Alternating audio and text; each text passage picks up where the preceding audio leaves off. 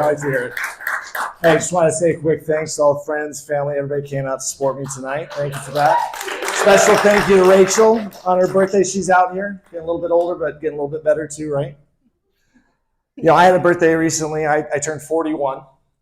And that, that's about the right amount of applause for 41 too. It's nothing special. It's all right. But I found that, you're almost going through puberty again, but like it's in reverse, right? Like your dick stops working, right? You don't get boners anymore. And one of the things that happens is, well, you end up getting up to pee in the middle of the night a lot, right? Which, let me tell you, it's not as exciting as it sounds.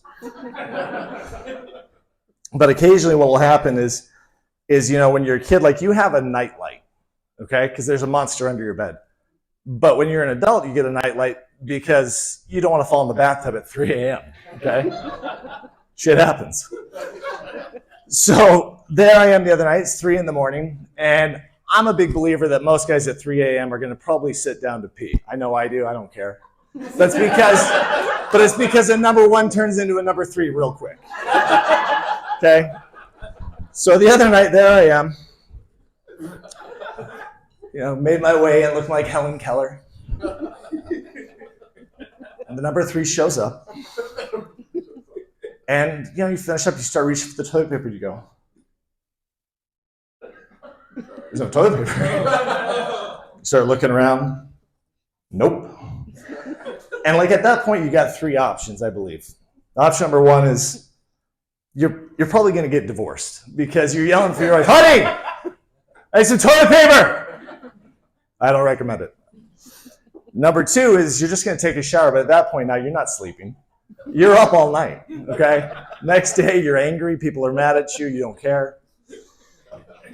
Or 3, and this is the option that I opted for, was you pull a Donald Duck. You're wearing a shirt and you're walking down the hallway trying not to make a mess.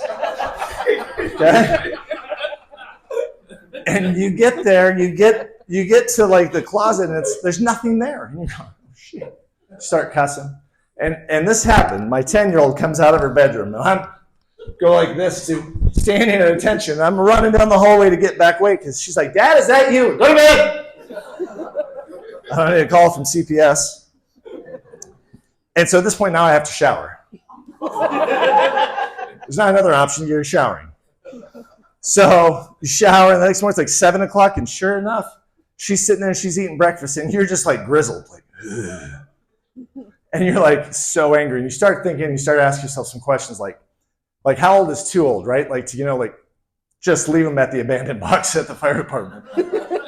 I wouldn't do it. She's 10, she's great, I love her. But more importantly, she knows our address, and I think she might rat me out. So there we are, right? Like getting older is pretty good, right, Rachel? It's not bad. I think one of the coolest things about getting older is you actually start to meet some really cool people in your life. Like your life just starts to converge in these points. Like, wow, I can't believe I'm meeting you. Like I have a friend of mine. She was celebrating like 20 years cancer-free and had this great party. She looked great food, interesting people, and we had a mutual friend that was there. This is one of the most educated guys I know. Okay, he did the Ivy Leagues, he did the whole thing. He went to school originally to become a pharmacist, and he lasted 3 days. And I said to him one time, I go, hey man, like what happened there? And he goes, you're not gonna believe it. There were sick people every day in the pharmacy. I said, no shit, sick people at a pharmacy, huh? I feel like in college, like they probably would have covered that. Or at least been like, yeah, these are the medications you're gonna use to treat gonorrhea.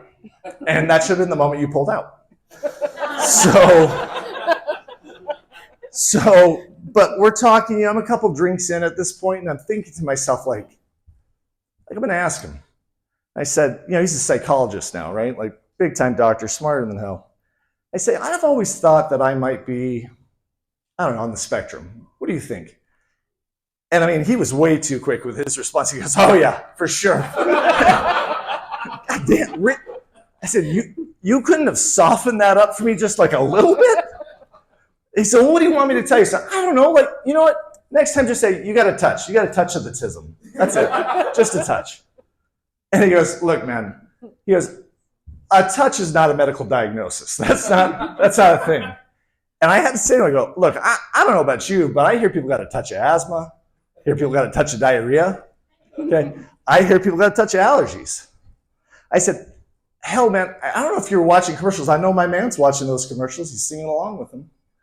But you see these medication commercials, and here's what happens.